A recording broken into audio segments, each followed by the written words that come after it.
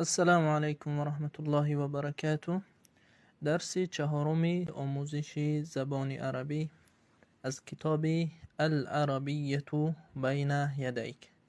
الحمدلله که ما به خواست الله تمام کردیم باب یکم را و شروع میکنیم باب دوم را.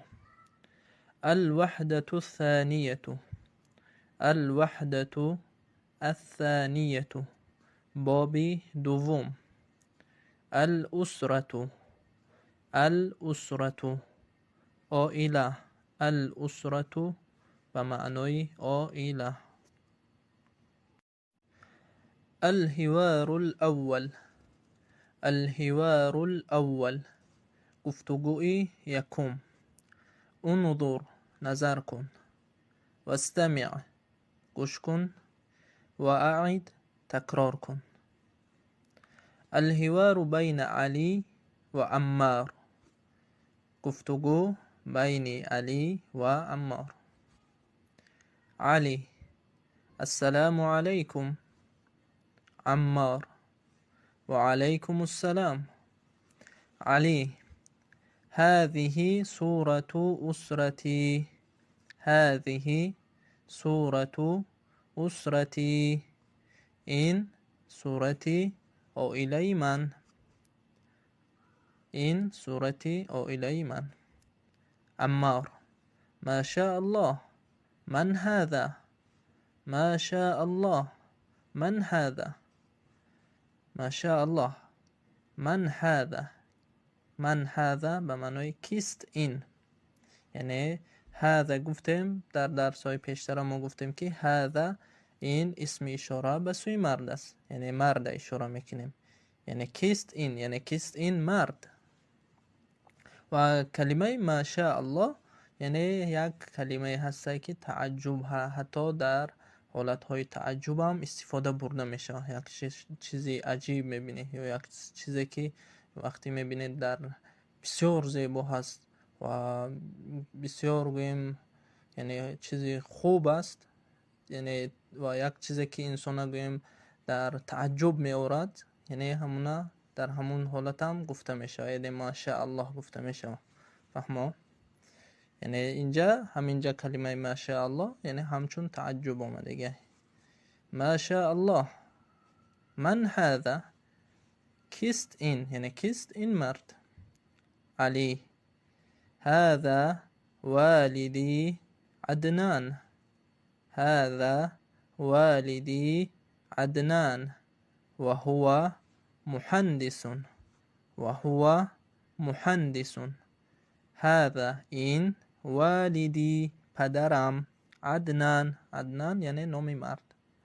هذا والدی عدنان، این پدرم عدنان.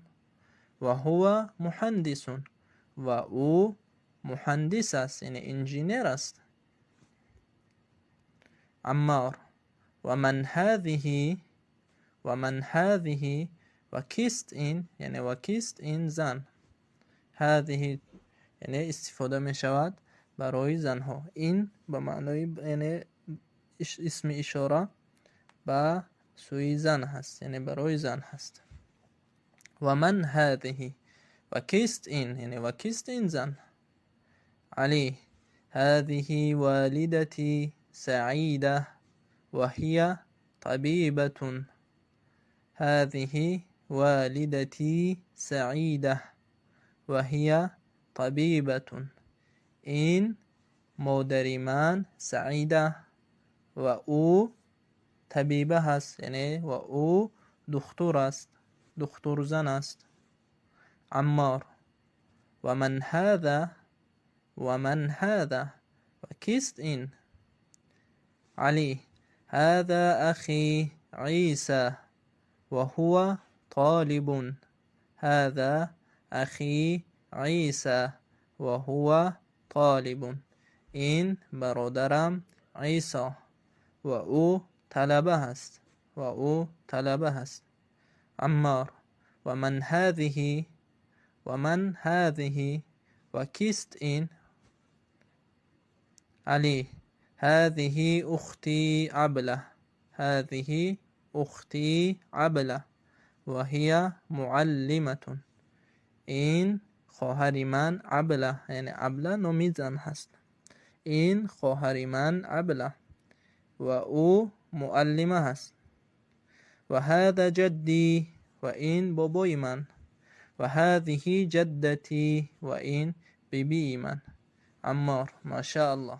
اینجا بعضی از لغت هایی که ما در درس های گذشته گرفته بودیم، یعنی بعضی از اسم های اشاره و ضمیرها و فرقی بین ضمیر مردانه و ضمیر زنانه یا یعنی اسم اشاره مردانه و زنانه ما در درس های گذشته صحبت کردیم و اینجا هم در این درس هم کمی یعنی بیان میکنیم تا اینکه همون درس های گذشته یعنی چی شود، یک مراجعه برای ما شود، یک تکرار برای ما شود.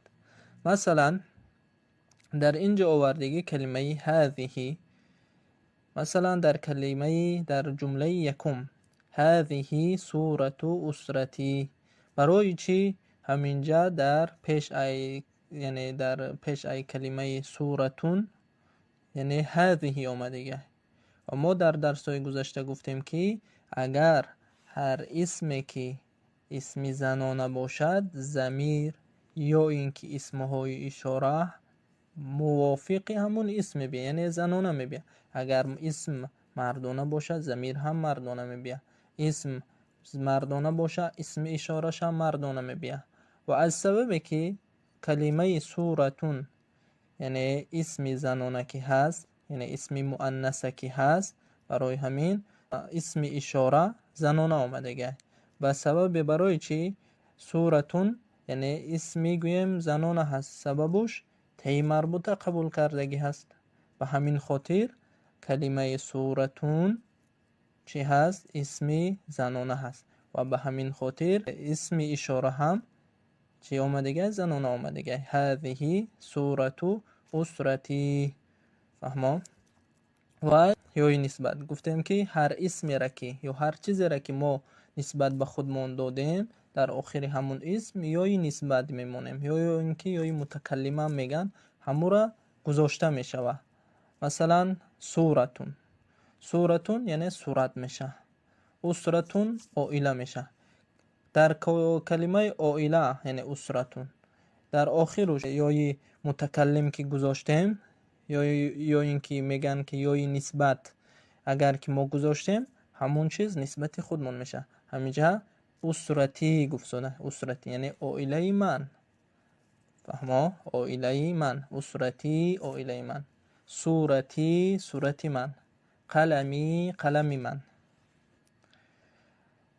و دیگر چیزوش یعنی ضمیر غائب مثل هو ضمیر غائب برای مرد است. مهندس که از سبب که کلمه مهندس که یعنی اسم مردانه که هست، یعنی تی مربوطه که در اون در آخر او داخل شدگی نیست، و همین خاطر ضمیر غائب هم مردانه آمده است. یعنی و هو مهندس و او مهندس است. اگر که زنانه میشد اسمش همین مهندستون میشد و هی مهندستون میشد، یعنی ضمیر غایبش زنانه می آمد.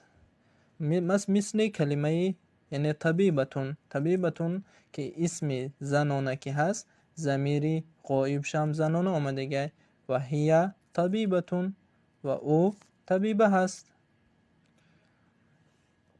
و این بود یعنی چند نقطه که یعنی ما در درس‌های گذشته خوانده بودیم و در اینجا یعنی مراجعه کردیم. و در این صفحه باشد چگونه ای که عادت کتاب هست وقتی که حوار ذکر میکند و بعد از حوار لغت ها رو میارد و بعد از لغت مشق میبیاره. یعنی این لغت هایی که در اینجا هست همه همین لغت ها از داخل همون حواری که ما یعنی کمی پیش خوانده گذاشتیم. المفردات لغت ها. صورتون صورت. اسرتون عائله. جد جد بابا، جدة بیبی، معلمة معلمة معلمه، طالب طلبه پسر، والدة مادر، والد پدر.